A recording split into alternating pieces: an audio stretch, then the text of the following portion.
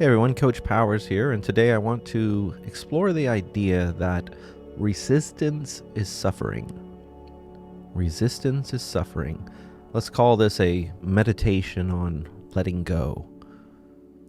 Here's the truth, my friends. Most of our suffering doesn't come from pain itself. It comes from the way we react to pain. It's not the fear itself, but the fear of fear that really gets us and sends us running in a panic. It's not the discomfort itself, as much as the resistance to the discomfort, the clenching, the panic, the inner argument that says, this shouldn't be happening. Something is wrong. Make it stop now. That's what turns a spark into a wildfire. In Zen, this is known as the second arrow. The first arrow is the pain itself, unavoidable, often impersonal. The second arrow is the story, the tension, the self-inflicted wound that says, my God, this is wrong. I can't handle this. Make it stop now. You see, we don't just feel pain, we fight it. We brace against it. We try to fix it, control it, suppress it, distract it, even override it. And ironically, that effort to escape pain becomes the very first thing that makes the pain stick around longer. In my recovery work, we call this voice of fear the bear. However, the bear isn't our enemy.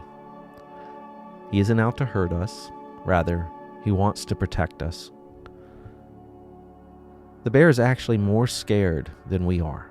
However, he's also a bear, and his very nature frightens us. This bear seeks control. He seeks predictability, and he wants to avoid anything that remotely looks dangerous.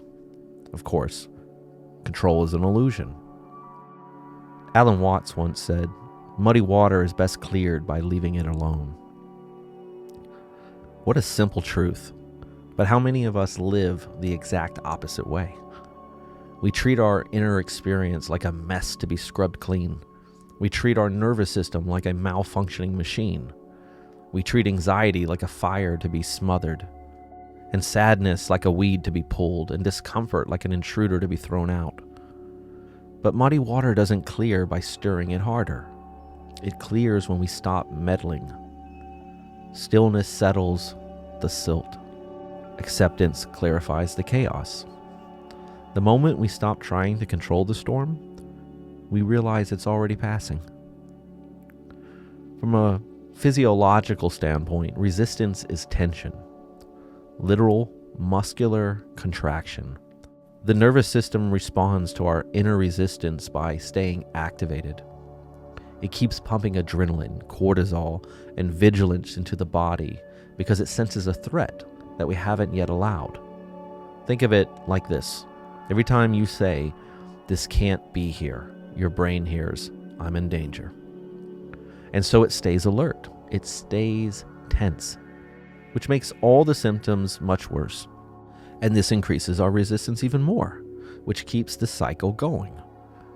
This is why letting go is not some poetic metaphor. It's a literal shift in your physiology. When you stop resisting, your nervous system gets the message. The danger has passed. And that's when the healing really begins. Now let's talk about what acceptance really means. Let me be clear. Acceptance is not passivity.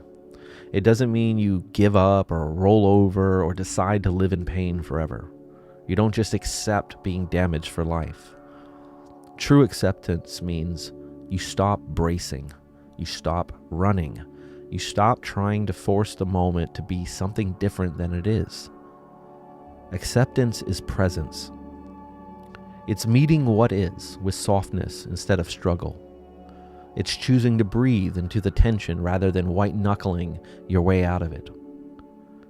And paradoxically, the more you accept the feeling, the faster it passes. This isn't a trick. It's not a technique to make it go away. Think of it as a return to truth. The moment is already here. All you can do is feel it.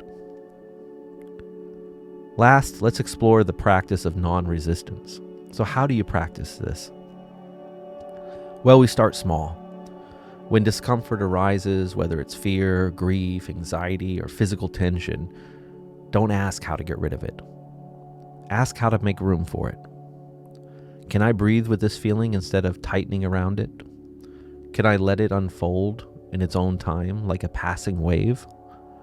Can I allow this moment to be exactly as it is without adding commentary? This is the heart of meditation. Not escaping yourself, but coming home to yourself fully. Sitting in the muddy water, still and awake. Trusting that clarity comes not through effort, but through allowance. A final reflection. The next time you feel overwhelmed, not just uncomfortable, but really struggling, take a moment to pause. Ask yourself, what am I resisting? Or better yet, what is the bear resisting? What is the bear bracing for? And what if we didn't need to fix anything? What if we just needed to befriend the bear? Bring in a little compassion, move toward him, and then breathe. Breathe into the part of you that wants to run. Breathe into the part of you that doesn't feel safe, and just be still. Let the muddy water settle. Till next time, my friends, keep going.